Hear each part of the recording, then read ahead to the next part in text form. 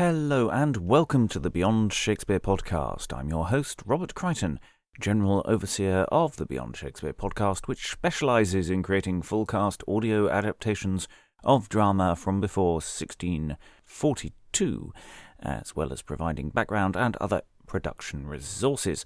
You can support our work and get a say into what we produce by becoming a patron today. Go to www.patreon.com/Beyond Shakespeare. And I know all podcasts go on a bit about their patron page and all the rest of it, but now is actually a really good time to join because we're just opening voting for the tail end of the summer season.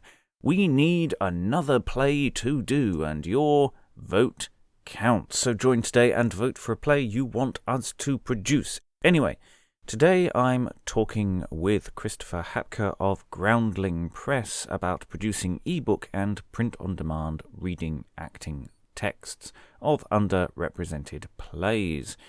The Groundling Press have produced e-editions of Mankind, The Life and Death of Jack Straw, and many, many others we'll hear about shortly. But this episode we will be focusing on Jack Straw, which Beyond Shakespeare is producing in the new year, and I'm really enjoying the prep work for. This was recorded actually almost 2 months ago. It's been a while in the edit. There were a few technical problems with the recording that has taken me a while to tidy up. We actually talked for an incredibly long time, so this is very much a cut-down version, focusing on the Life and Death of Jack Straw and the Groundling Press itself and the concept behind it. Though there is more material which may be released in the future. We start by talking about what is the Groundling Press. All about it. Well, Groundling Press is a project I started a few years back now. It actually grew out of some frustration I had with the state of ebooks. As I go along, I'm a person who has always ended up with more books than I have room for.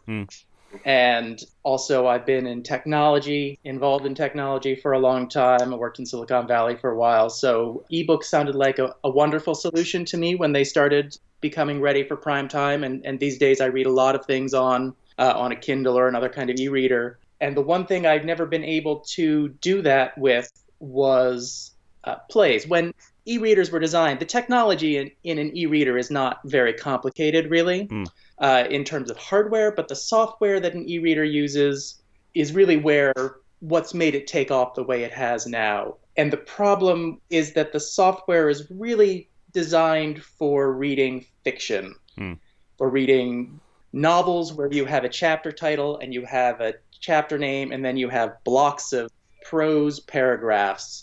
And once you go past that, once you get anything else added into the mix, it becomes more difficult.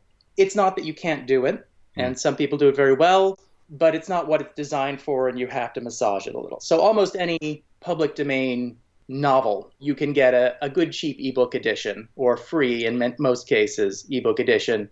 But when you have something like poetry, especially long-form poetry or verse, or any kind of play script, you can't just grab it, dump it in. And so I was getting frustrated because there were a lot of things I wanted to read that just weren't available in that format. And I thought, maybe I'll just poke at that and see how hard would this be? What can I do about it? And the project kind of grew from that. And what I do is I take early English plays. I'm a little less well-defined than Beyond Shakespeare. I go all the way to the 18th century in some cases and things I have underway. I take original old spelling editions, and that's really the other thing that's helped me get off the ground is that there are now so many publicly available facsimiles, scans, online editions of old plays. So I take the original editions, I clean them up, and I really focus on what I wanted. In a way, these are things that I wanted to exist. Yes, and that's my focus. I absolutely understand that feeling of wanting things to exist that don't exist in the world. I mean, there's hundreds and hundreds of plays which you can't get a version of. They're not done, and it annoys me.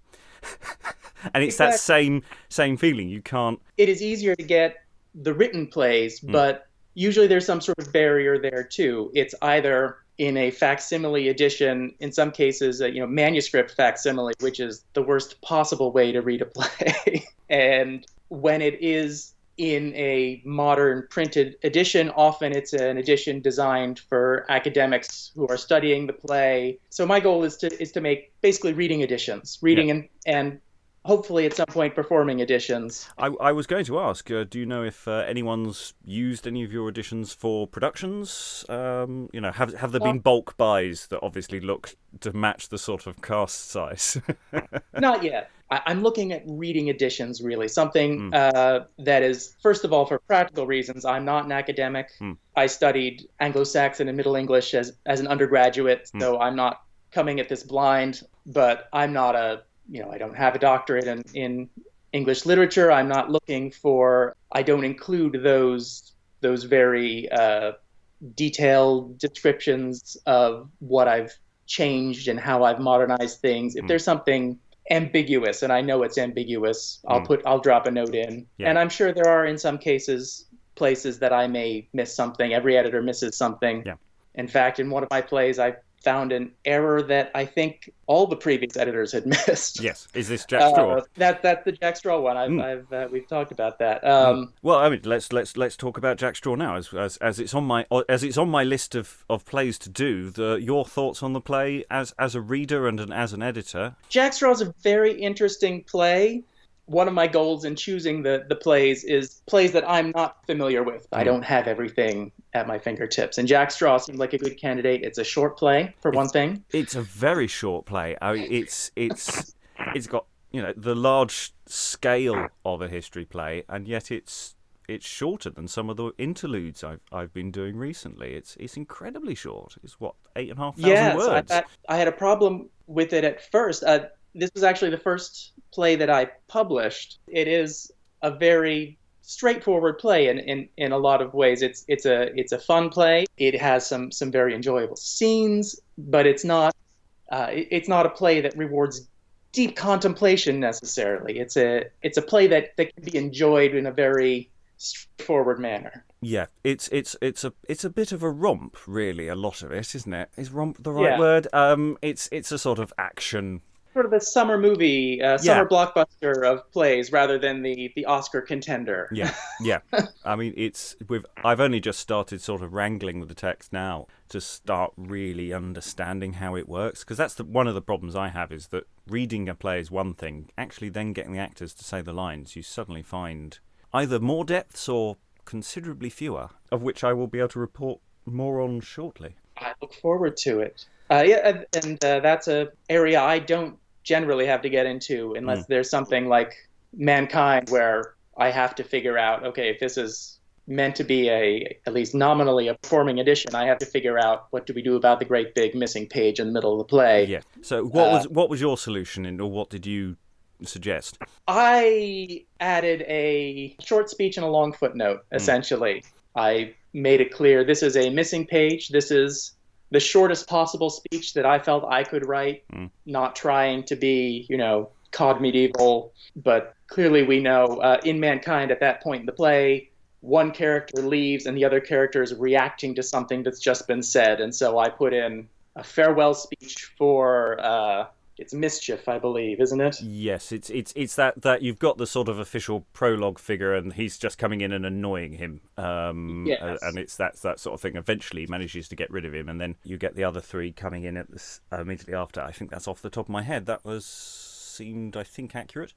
So Mercy and Mischief are speaking, and then we're missing probably both sides of a leaf, and then new guys nowadays and not are on stage, and they're talking about how they were summoned. So I added 9 lines, one possible interpretation where Mercy says, happens to mention these concepts, and Mischief says, aha, now I'm going to go and I'll leave you with my friends. And then there's a beginning of it starts in the middle of a line, essentially, the next scene. So I write the first half of it, but not in any way trying to be comprehensive, but if you wanted to, you could do it that way. And if you want to if you're reading over the text and not really paying attention to the footnotes, you'll see some brackets in the text and you'll ignore them and it'll still read like a play. I should say I've talked about the ebook editions. I do also publish, once going back to just sort of the concept of the Groundling Press.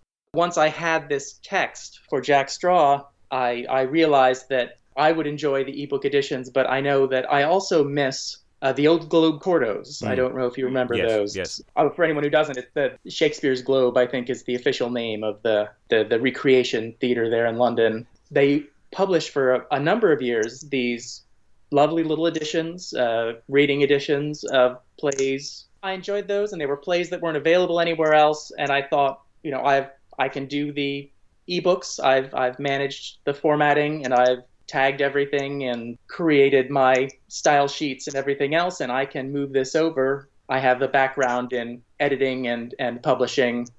Set it up as a print-on-demand printed edition. So I do have print editions of the plays.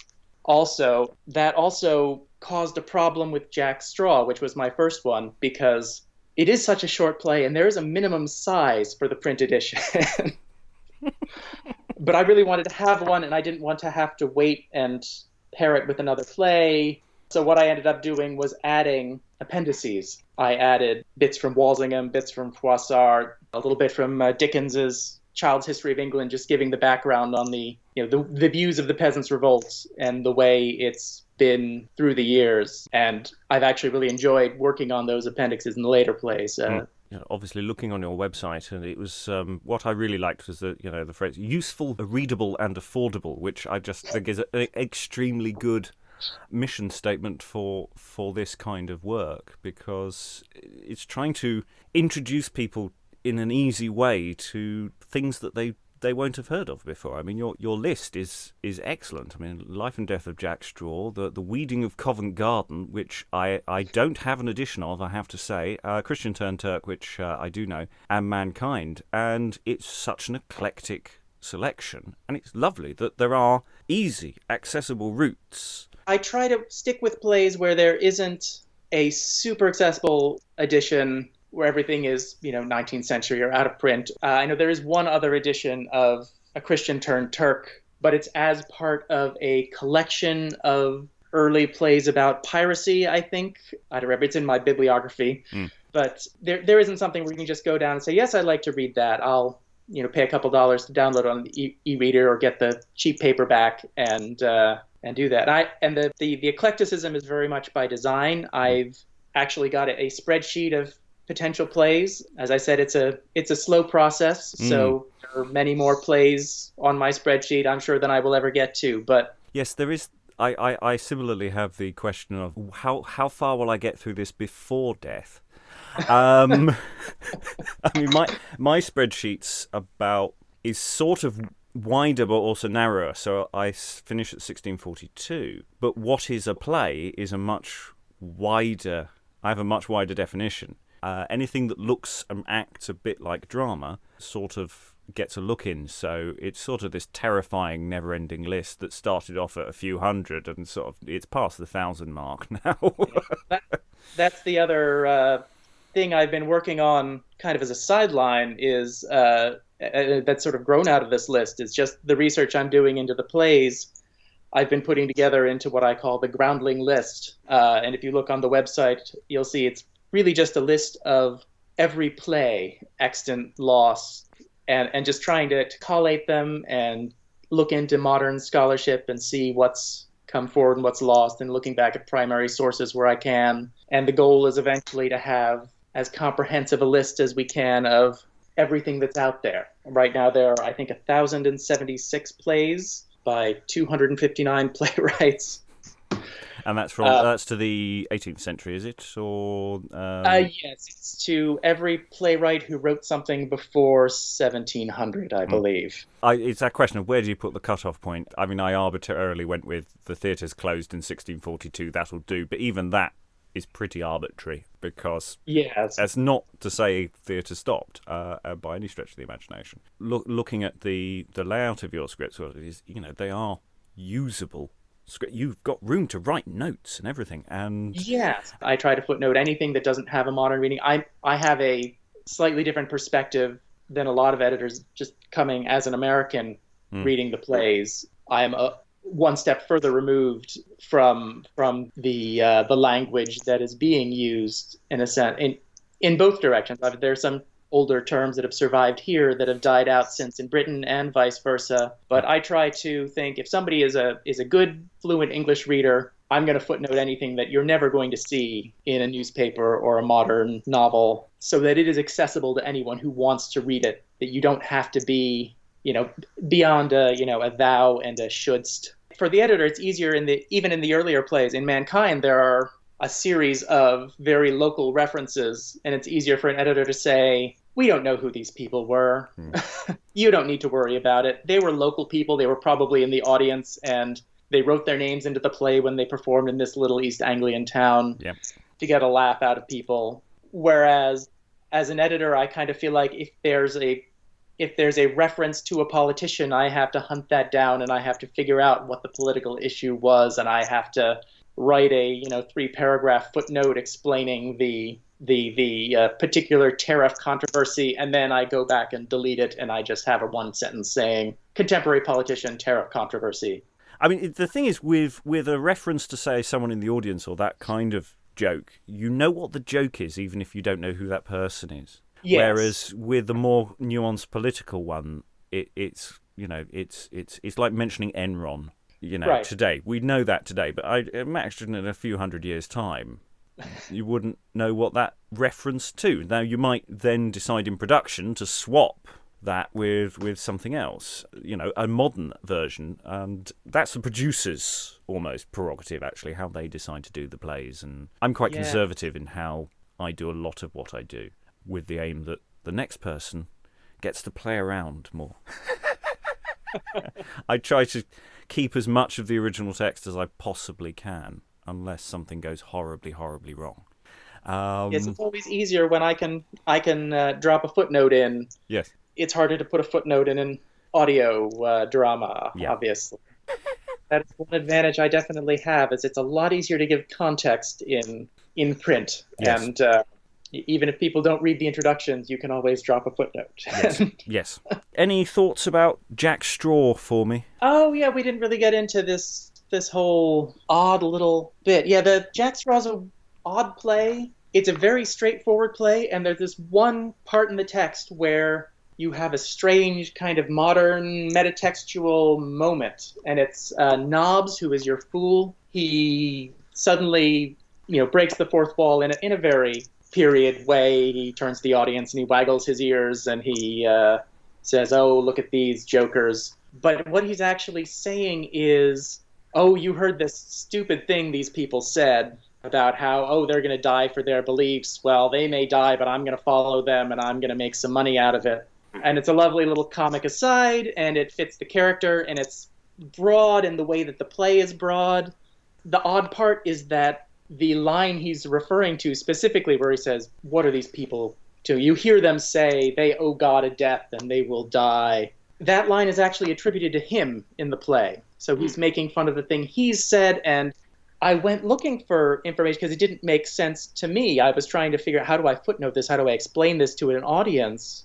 And really, the only thing that made sense to me was that it's not actually his line, it's a printer's error. And when I went looking for that, it suddenly became very obvious that it was a printer's error. There's an oath that he uses at the beginning of that speech, and the only other person in the play who uses that oath is Wat Tyler. And it's kind of in Wat Tyler's register, that sort of blustery character he has in the play. And also, looking back at the scene, it's the big conspirator scene where they all say, "Are we really going to do this? Are we going to march and start our rebellion?" Jack Straw says, "Yes, I'm going to do that." And John Ball says, "Yes, I'm going to do that." And Wat Tyler doesn't say a word in the whole scene, essentially. He's there, he has one or two little things, but he doesn't have his big moment of, and this is his big moment. This is his big moment where he says, we owe God a death and we can but die, as I recall. And once I considered the possibility, it seemed like the only obvious choice. And it's... What's interesting is, because it's so short, is how did it end up being? Was it designed to be that short? Has it been cut? Mm-hmm. What was the context? I mean, what always interests me is people often say, this play has obviously been cut for perhaps a tour, and it's therefore not as good. And one of my thinking with this is, Well, yeah. Have you ever been in a play where it doesn't work in the first run, and then you just start cutting bits, and sometimes the cut down version's so much better. In that sense, one of the things I want to know with this is, okay, maybe this is a cut down version of the play, but maybe there's a good reason for that. It's just better. I mean, Jack Straw is excessively short because it's going to be a struggle to get it over an hour. It might go over an hour, but I don't think it will. And it runs along. It's very fast. It moves with pace. There's very little introspection. And I mean, in many ways, with Jack Straw, I'm working on at the moment is more the sound design. How are these scenes going to flow into each other? What? Because there's certain physical business which is a bit odd. Yeah. There's a goose, isn't there? How do you record someone chasing a mob to hunt down Dutchmen and kill them? That's easy to record. That's great fun. Doing crowd foley is possibly one of the most surreal and random parts of my job, which I absolutely love. Just getting random people to run up and down streets going ah, brandishing pitchforks. Originally it's published with, I think it's just acts.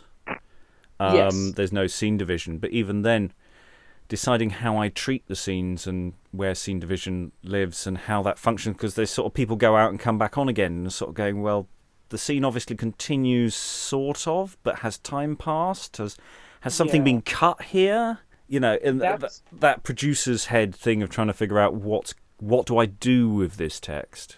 But yeah, I had the same thing where it's, well, do I just do it as French scenes where any time the personnel changes and that's its own mess, and I had to spend some time on that with Jack Straw as well. It's less of an issue for me because all I need to do is produce a formatted script that actors can use, and sort of make notes about sound effects. But I work quite holistically with these things, so it's not like you get everyone together in a room at the same time and you have to get everything recorded and everything and all the sound effects and do it all in one go. It's more you bring some people in, work on it, start a rough edit, does that work, bring people back in again, and you can sort of move it around a bit. The bigger the plays, the more cast, the less of that I can do. I mean, it's been quite good with, when you're working with two other people on a three-hander. It's easy to schedule, but it's also you can work together as a group to decide what you're doing with the play and figure out, it's like with none of the John Haywards, I didn't go in and say, right, this one's going to be set in a pub, this one's going to be, they'll be outside and then they'll go inside and have we didn't decide any of that in advance. We just sort of sat down and said, well, where do people have these conversations? I mean, it's with Jack Straw as well, looking at some of the characters going, well, it's not so much doubling them, but can I conflate a couple of... Yeah. Because they come on and sort of... They're there to be they're there as someone for another character to talk to. They're not necessarily a particularly distinct character. So you've got that with... I'm just looking at my... that's another one I had to build the dramatis personae from scratch, basically. And I'm looking at things like A Gentleman of Usher, the County of Salisbury. Yeah. Well, Salisbury is a bigger part, I guess. It's a bigger part. It's like there's the bishop that turns up and is going, well, is that distinct character really from the Archbishop? I don't know yet. It might be, it might not. But my immediate sense is going, where they're separated quite a lot in the text. But I only see the Archbishop of Canterbury in my dramatis personae. So either I went with conflating them or I... So in that... Yeah, it's that sort of thing that Jack Straw et al., they're all quite well-defined characters, whereas a lot of those peripheral characters around the king and the queen mother are all actually sort of people to talk to. There are a few obviously hotheads and stronger voices in there, but there's a lot there where I might take a few minor liberties. Could you do a sort of roundup, a brief roundup of Groundling Press and the editions and what's to come? The basic idea of the Groundling Press is affordable editions of early plays for people who want to read them or, in some cases, perform them. They're all available in ebook editions. They're available print on demand, which means a lovely little paperback. There are always samples online on the Amazon site that you can look at to see what you're getting in advance. We try to publish a range of plays. My goal is 1 to 2 plays a year. So far we have Mankind, which is our medieval representative. The Life and Death of Jack Straw is a history play. The Weeding of Covent Garden is a city comedy, a later comedy, a very interesting example of the genre. And a Christian Turn'd Turk is our first tragedy. We're also working on a Tragi-comedy, which I hope to have published later, which is a genre that has been somewhat neglected. I think that's going to be out hopefully later this year, which will be a Double Falsehood. At that point, we'll have published a morality play, a comedy, a tragedy, a history, and a tragicomedy, and we'll start in again with another history probably in the following year. Right now I'm working on The Valiant Welshman, Yes. which is another very interesting play. Our plays are available at, if you go to the groundlingpress.com, there are links to buy either ebook or print editions. There's also the Groundling list there, which is certainly a work in progress, so find a play missing. I'll probably get there eventually. Feel free to email me if you like, though. What I like about this is that it's hopefully inspiring other people to explore and encounter plays they wouldn't normally do in a nice, open, accessible way. And I wish you all the best with it, sir. I wish you all the best. Thank you very much. And that, I think, ends the formal part of the interview, as it were. And I'd like to thank Christopher Hapka for speaking with me. Coming next, we have 2 more Robin Hood plays coming almost on top of this podcast. They're coming so thick and fast now that you have to duck to get out of their way. And if you are a patron, then you will also be receiving all the workshops that we've been recording over the year so far. There's about 20 of those coming your way. They will be turned into podcasts eventually, but not yet. So you have to become a patron to hear any of that. More material on its way soon. This has been the Beyond Shakespeare podcast, and I've been Robert Crighton. You can follow us on Twitter at Beyond Shakes. Beyond Shakes. Thank you very much.